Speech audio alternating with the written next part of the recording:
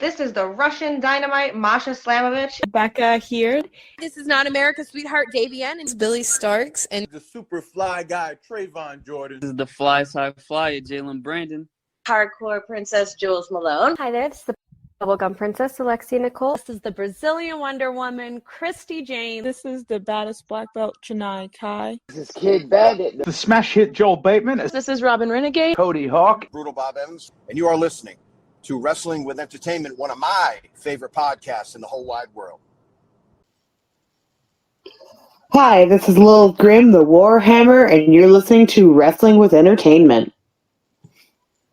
Hello, and welcome to the show. It's Wrestling with Entertainment, the only audio experience on the web today. The trusted choice for interviewing all your favorite wrestlers every Tuesday and Wednesday on YouTube and Castbox, sponsored by Rogue Energy and Player One Coffee. I am, of course, your host, James J. And it's a great day for wrestling, because we are wrestling with the Warhammer, Lilith Grimm. Hello. How are you, Lilith? I'm doing quite well. How are you doing today?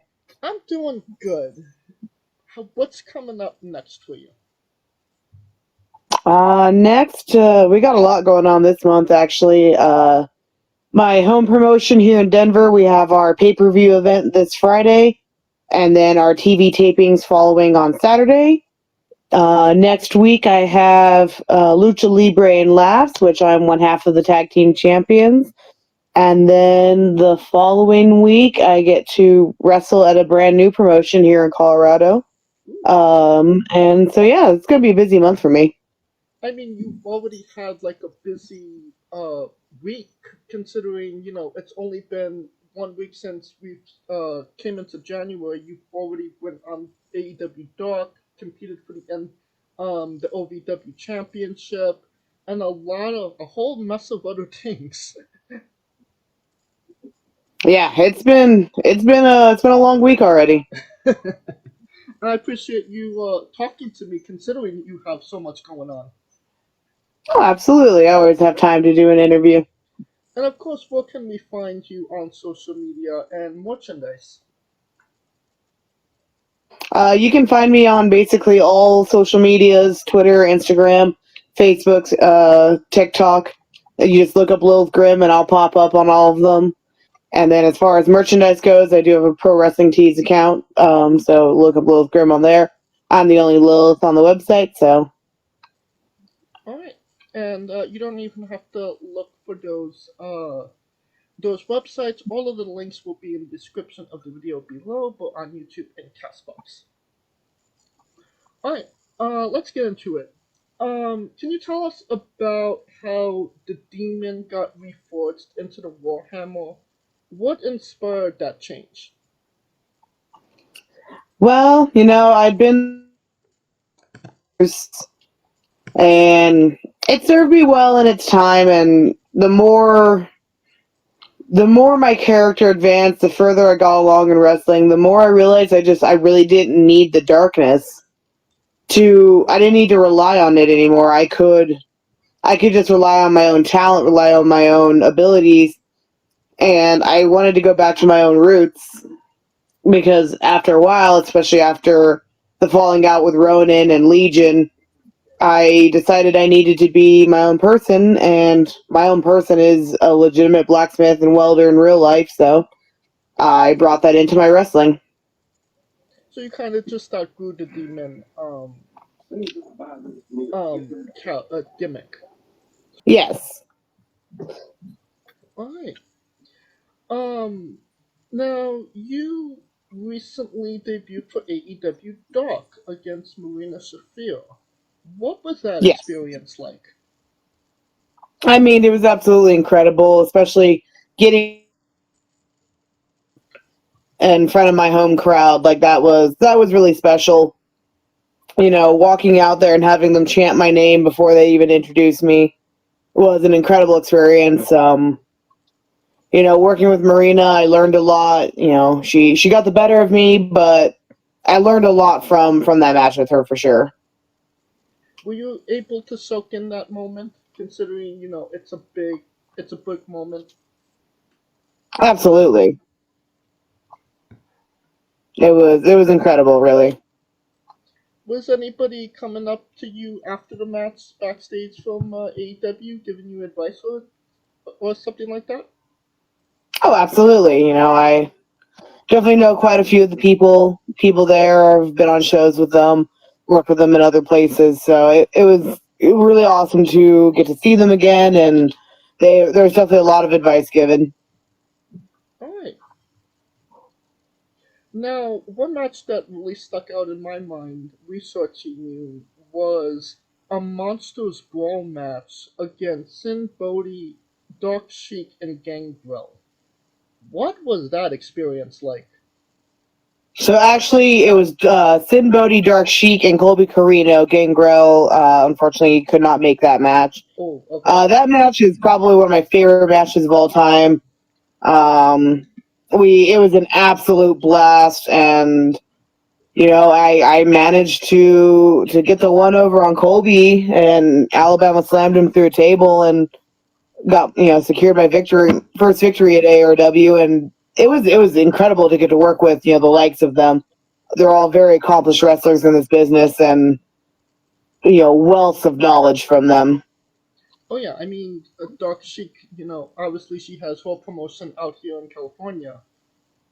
And Yes. you can't say, I don't know what you can say about Sin Bodhi. Oh, no, he's incredible. Yes. Yeah. Alright. Alright, can you tell us about, the Krampus Pain Exchange match? Was that the one in Alaska with Freya? Yes. Yeah. Sorry, I forget the names of these shows sometimes. No worries. Yeah, I mean, that match definitely started a really beautiful friendship with Freya.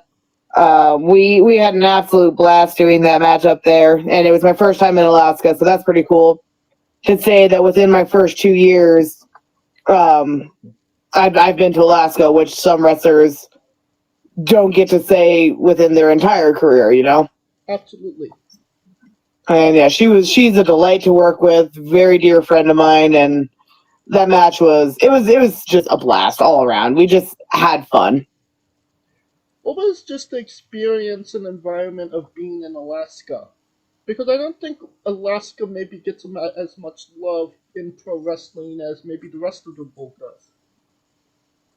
Oh, for sure. I mean, it's so far away. It's hard to get there, but there's some pretty incredible talent from Alaska. They put on like all these amazing shows all the time.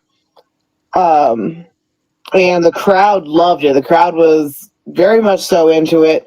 They wanted to see the wrestling. They were there for it. So that always helps when you have a crowd that wants to see what you do. It makes it a lot easier to to go out there and just kill it.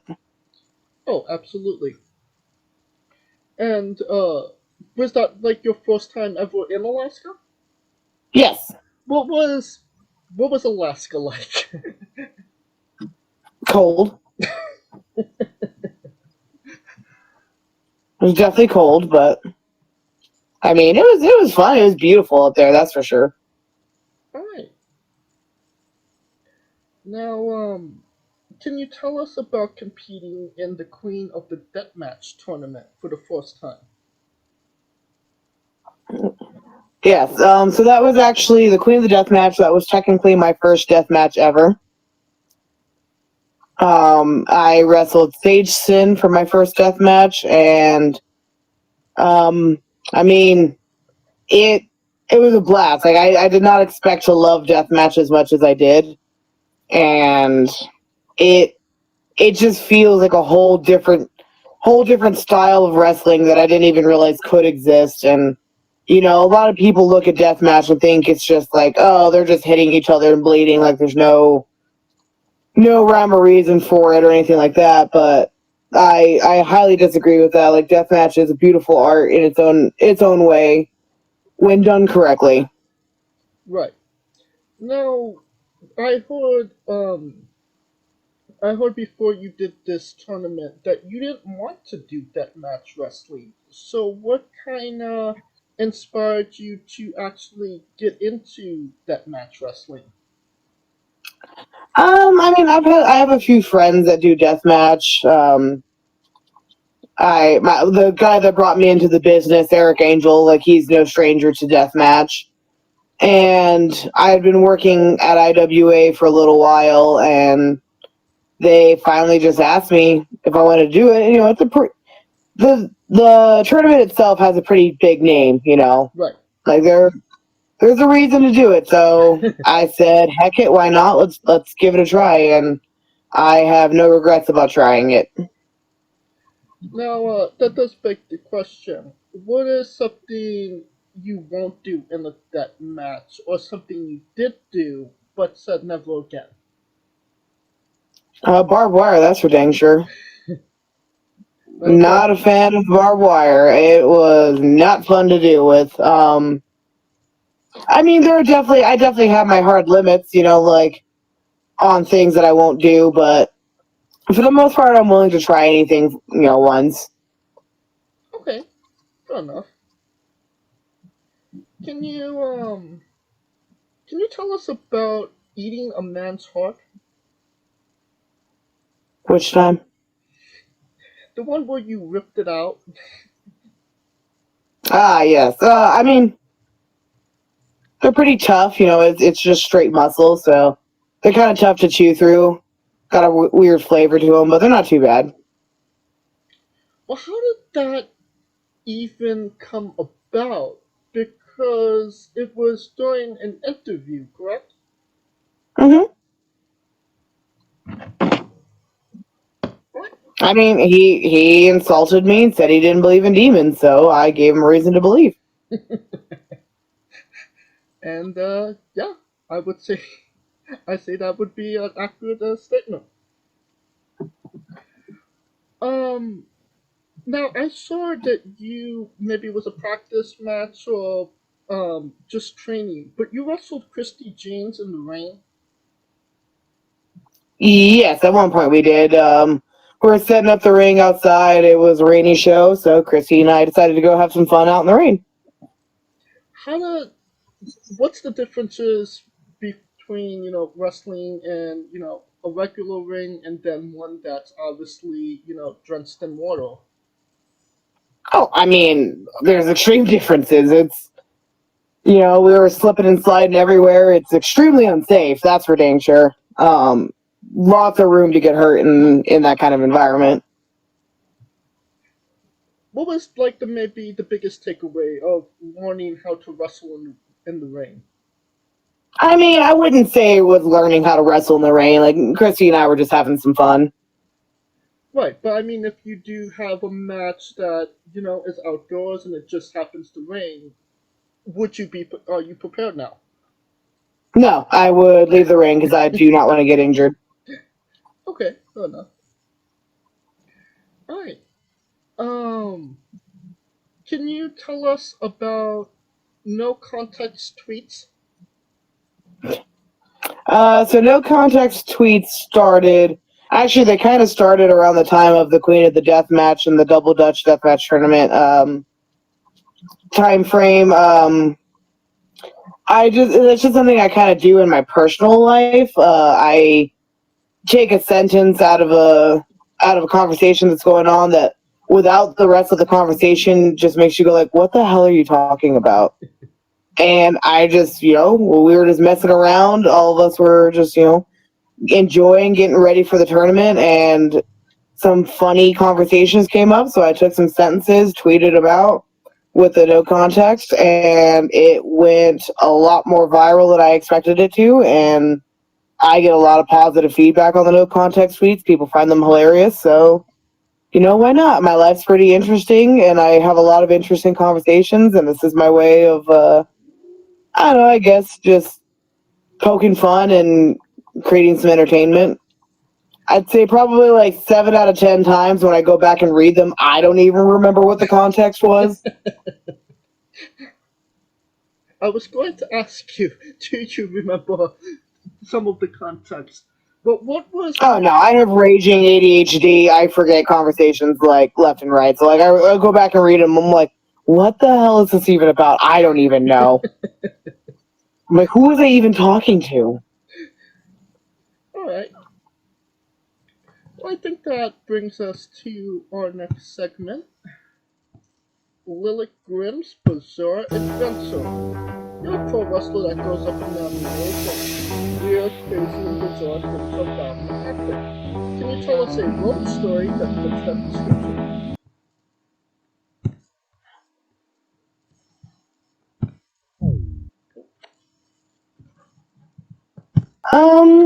I mean, I've had plenty of weird, bizarre things happen on the road. I think one of the more complicated ones, I was going from Louisville, Kentucky, where I was there for OVW, and I was headed to North Carolina to do a show that actually I don't think the show ever even actually aired. Like we taped some matches, and I don't know if the matches have ever even gone online, but this is one of the most fun shows I've ever done. And the road to North Carolina was very bumpy. I was supposed to fly out, and no, I was supposed to drive. Then, because it was a Sunday, they wouldn't give me a car, and I went to like 4 different rent-a-car places. Nobody would give me a car. I was like, well, what the heck? Like, what am I gonna do? I gotta get to the show, you know. And so I called the promoter, and I'm like, hey, so I'm gonna be flying in now, so I need somebody to come pick me up from the airport. So I get my poor friend had to drive me to the airport 4 times this day. I finally get to the airport. I get a flight to fly out there. They pick me up. I go to the show. I'm in full demon gear, and I'm like, hey, since it's a little bit early, like, I'm hungry. I'm going to go get some food. And they're like, okay. And then the promoter turns around after I leave and go, wait, she flew here. Like, she doesn't have a car. How is she going to get there? Like, I think she's walking. And I walked to this place. I'm in full demon gear. All these people are looking at me like I'm insane. And I'm like, yeah, whatever. And like, I keep walking by all these churches. And I'm trying to figure out like why they're all looking at me weird. And then I realized it's Lent Sunday. Oh. Everybody's in church. I have blood on my face. You know, I'm in full demon gear at this point. And the promoter texts me and he goes, yo, are you just walking to this place? And I just take a selfie with one of the churches in blood. And was like, hashtag about to have holy water thrown on me. And that was like our first interaction with this promoter. And at the same show, they're taping matches. I've already had my match. I heard somebody. No, I hadn't had my match yet, so I'm still in full gear, full gimmick, and I heard that somebody had like a case of beer, and I really wanted a beer. I really enjoy beer, so I sneak up behind this poor woman, and I get behind her and I whisper because like we're taping. And I'm like, hey, so I hear you have beer, and she screams so loudly. And just gets absolutely startled because she did not hear me coming. She did not see me coming. She just turned around and there was my face. And later on, I finally got a beer, and I'm sitting there drinking it, and the whole roster just starts chanting, "She's got beer." And it's one of my favorite shows, favorite matches I've ever done, and I don't think it ever even aired. That's crazy. Why didn't it air? I don't know. Interesting, but fantastic story. Alright. Some of the promotions you do work for, Rocky Mountain Pro and OVW. Can you tell us about your relationship with those companies? Well, Rocky Mountain Pro is my home company here in Denver. It's where I'm based out of. It's where I do where I've done most of my training. And then OVW, I started there a little bit over 2 years ago. I competed in the Combine for a scholarship due to reasons at the time, like things got a little weird with all that, but I continued to keep coming out to OVW. Last year, not last year, the year before that, like when I first started going out there, I think I went out there pretty much every month for shows back when flights were super cheap still. Like that was good times.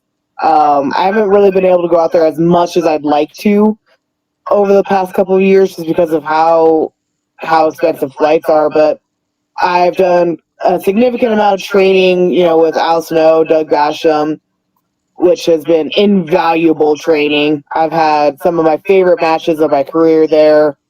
And every time I go there, it's just an absolute blast. It feels more like coming home than going to, an away promotion. The locker room's absolutely incredible, and it's one of my favorite places to go, really. Now, are you sure it's Doug Basham and not Danny Basham? Nope, it's definitely Doug. If they were to swap, would you know? Yes. Alright. And did you get any training from, that's Al Snow, any advice from Head? Sure. I guess you could say that, yeah. Now, you've just recently competed for the OVW Women's Championship. What did that mean? I didn't compete for the championship. I simply wrestled the champion. I mean, it could lead to a title. And later in that, huh? I mean, it could lead to a title match. It could have, yeah, I suppose. I mean, what was that experience like? I mean, anytime you get to wrestle a champion, it's always, high stakes, even if it's not a championship match. But, Shalante, like, she was a delight to work with. It was really fun shutting her up and getting her off the mic because, we're here to wrestle, not be on a microphone. But definitely was a face smashing match, that's for sure. All right. Now, what is the weirdest shit you've seen in Denny's? I actually don't really go to Denny's. Maybe that was just another out of context tweet. Have I tweeted about Denny's? Yes, you have. Huh, weird. I don't think I've ever gone to Denny's after a wrestling show or anything like that. Alright. Now, can you tell us about your love for Lord of the Rings? I mean, I've been The Hobbit was one of the first books I ever read, in school, in my youth. I've read Lord of the Rings probably 4 or 5 times. I've read The Hobbit like 10 to 15 times. It's always been there for me. It's always been a very special book for me. I definitely love, medieval fantasy and stuff like that. And I think Tolkien is one of the greatest writers of the last 100 years for sure. Oh, definitely. Have you, obviously you love the books. How did you feel about the movies? The movies are alright. They miss a lot. There's a lot missing from both The Hobbit and Lord of the Rings movies that the books have that I wish they had kept in. Because there's a lot where, they miss the entire ending of Lord of the Rings. Like, there's a whole other thing that happens that they just were like, yeah, let's just not put that in, which really irritates me because it's pretty important story-wise. No, but I don't hate the movies. I watch the movies constantly. I have the extended editions, of course. There are things in the books that I wish they had kept in the movies, I guess, is the best way to put it. No, I absolutely get that. I think one of the major difference in The Hobbit was that Legolas wasn't in the books. No. So how do you feel about, them taking some creative liberties? I wasn't too thrilled about it. They took a lot of creative liberties in the Hobbit movie, I'll say that. I like the Hobbit movies a lot less than I like the Lord of the Rings movies. I get that. Have you seen the Ring of Power yet? Yes. Thoughts? If you forget the fact that it's supposed to be a Lord of the Rings based thing, it's alright. If you try to keep any of the Lord of the Rings lore in your mind when you're watching it, you're gonna get extremely angry because they don't have the rights to the movie or to the Silmarillion. They weren't able to get any of the actual rights from the Tolkien family, so they couldn't put in any of the reality that it was supposed to be. So I give them credit for doing what they were able to do with that, but there are some creative liberties that they took where I'm like, that's no. That's not even remotely how that was supposed to happen. It's interesting. I haven't seen it yet, and I wanted to see it, but now I'm a little bit on the fence about it. It's an entertaining show. Like, I won't deny that. Like, I watched the whole thing. It's entertaining, and when season 2 comes out, I'll watch it. You just kind of have to remember that it's not directly based on the actual literature. Okay. Now you're obviously a love of fantasy. What are some of the other fantasy shows or movies or video games that you enjoy? I mean, I'm a big Skyrim person. I've been playing Skyrim pretty much my whole life, and I will always be playing Skyrim. Big fan of the Assassin's Creed games. No, I'm a pretty big gamer. Like, my Twitch is down at the moment because of I'm trying to figure out my streaming on my computer, and it hasn't been going too well. But I used to stream quite a lot for my gaming. What's your go-to Assassin's Creed? Valhalla. Valhalla? You know, I I honestly I like part 2 the best with Ezio just because I like the Italian Renaissance. So that was Fair enough. Yeah, I haven't played that one yet.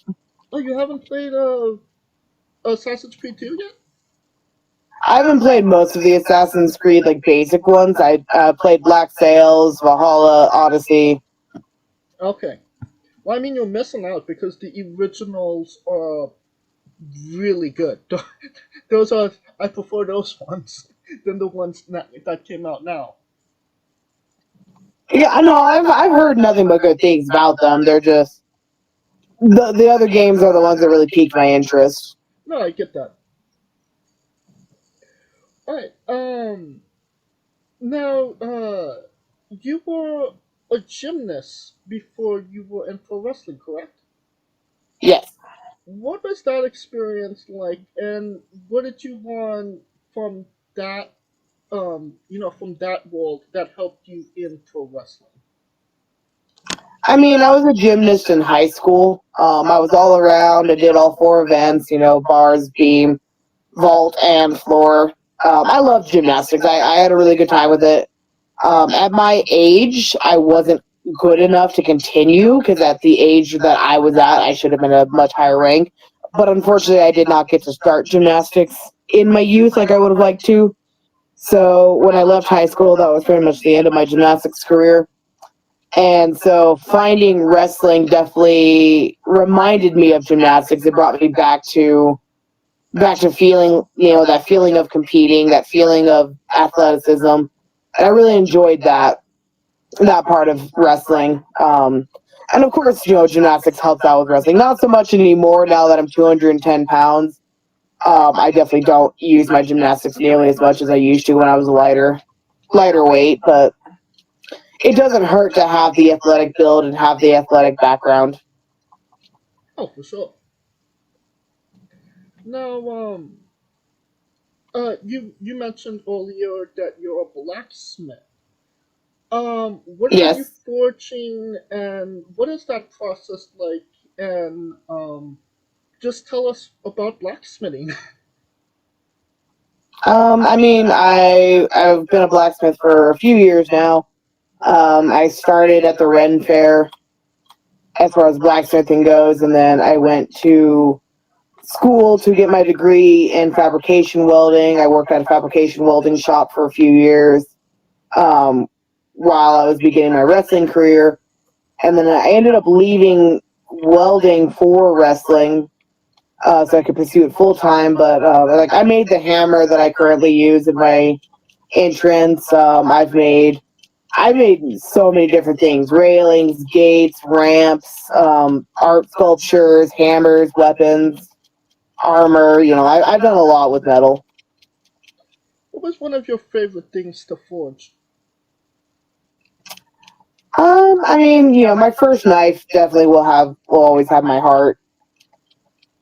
I made this fireplace set, and I made it really intricately, and that was a really, really fun one to do because I really felt like I got to use all of my skills when I was making it. I made these 20-foot matching gates once, and that one was really fun to do. What was the longest to process to forge something? Because like you said, it's kind of like an art form, so it requires a lot of time. So what was the longest project you've had? I mean, definitely the 20-foot gates. Those took quite a few weeks to get done. That's for sure. A few pieces of chainmail armor that I've made, those can take quite a lot of time. I think I put 100 hours into the last vest that I made in chainmail. Have you mentioned Renaissance fairs? Being somebody that personally goes to anime conventions, what is the oddest thing you've seen at a Renaissance fair? I mean, I saw a dude try to steal a knife from a knife shop where the owner is a professional knife thrower, so that was entertaining. I can imagine. That didn't go very well for him. Wow, that does not sound like a smart thing to do. No, it didn't work out well for him. That's for sure. Yeah. The oddest thing I've ever seen at an anime convention was Ronald McDonald high-fiving a T-Rex. Yeah. Yeah, that is kind of odd. Yes, it was very interesting, and I wasn't the only one that looking. No, I'm sure not. Yeah. Alright, that brings us to the colossal question. They're making a movie about you, and every movie has a soundtrack. What would be the first 3 songs on the Lilith Grimm movie soundtrack up to this point? I mean, obviously, Diggy Diggy Hole by Windrose has to be on there. Of course. Probably Hypa Hypa by Electric Callboy. Okay. And then I don't know. That's kind of hard. Would you like to? And probably something by Skinny Puppy. Okay. Well, do you want to have go on to another question and give yourself time to think on the third one? I mean, I think that's. You said 3 songs. I feel like that. Okay. Pretty much anything by Skinny Puppy would work. Fair enough. Alright, so do you lock it in? Yeah. Alright. Now that we got the soundtrack out of the way, of course, soundtracks are made even before the script is written. Then we go into casting. Who plays Lilith? And you can't say yourself, because you're legally obligated to make a Stan Lee-esque cameo.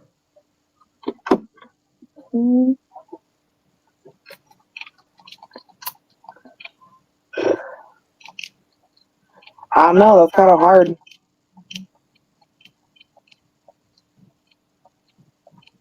I think I'd enjoy like having the actress that played Largatha in the show Vikings, Okay, or maybe Sandra Bullock. okay, that works as well. And every movie has a supporting cast. Who would be three people in your movie, and who would play them? If the movie's about my wrestling career, then it would not be complete without Balaam Lynx, who is definitely my best friend and has been there for me since literally day one, and my career would not be where it is without him by my side. I don't know who Balaam Lynx would. I don't know who would play Balaam Lynx. I'd have to think on that one. But I definitely would be Balaam Lynx, Josh Ashcraft, and probably Freya. I would definitely need those three people in there. Alright. And who would play them as well? I honestly do not know off the top of my head. Okay. We could leave it up to the director. He could cast them. Alright. Now onto a controversial subject. Pineapple on pizza. What's your stance?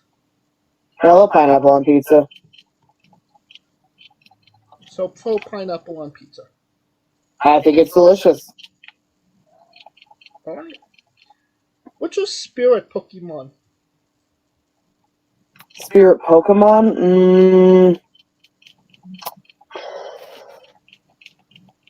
That's a hard one. Oh, because there's so freaking many of them. Probably a Charizard. Gotta respect the OGs. Weirdest question you'll be asked on a wrestling interview. What would you ever consider wrestling a Rock? Not Dwayne Johnson, not the country, an actual Rock. I mean, sure, if it's booked, I'll do it. Alright. Well, just for context, there's this wrestler named Psycho Mike that wrestled an actual Rock for over 15 minutes in a Tungsten Man match, an Iron Man match that lasts for 2 weeks. Yes. Fascinating. He did not win either, so yeah. Alright, and we love the late great Tracy Smothers on the show. Do you know the acronym for Thug? THUG. I do not. T is for terrible, H is for hell, U is for ugly, and G is for jail, cause a thug can't spell. Yes, love Tracy on the show. Sounds like something he'd say, that's for sure. Yes. Alright. On a more serious note, where do you see yourself in 5 years? 5 years, wrestling full time, having it be, my quote unquote day job, and being able to just support myself financially with wrestling and being able to travel the world and doing it. That's really all I want. Alright, and what's a match people should go out of their way to see that best shows off what Lilith Grimm is all about? I mean, the match recently with the OVW Women's Champion is a pretty solid example of me. The match that I had on Dark recently, obviously, I'm going to recommend that one. But yeah, I'd probably say the OVW Women's Championship match. That was a really fun match, and I felt in my element during that match. Let's put it that way. Okay, and can we find that on YouTube? It's on Fight TV if you look up that Thursday episode of OVW. Okay, and the match on AEW Dark, since it is on YouTube, I'll put that in the description of the video below, but on YouTube and Castbox, for anybody that hasn't seen it, wants to see it, after this interview. And obviously, Sounds good to me. go check out the OVW match on Fight Network as well, Fight TV. Yeah. Yep, OVW does a weekly show every Thursday on Fight, and it's pretty easy to watch. The Fight app makes it really easy, honestly. Oh yeah.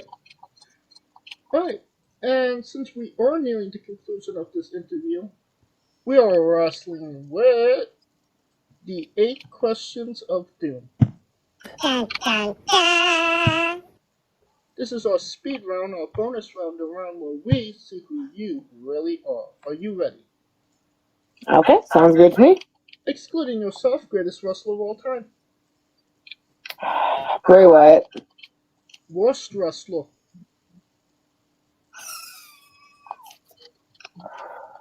That's hard. I don't even know if I can answer that one. Would you like the default answer? Sure. You have chosen Eva Marie.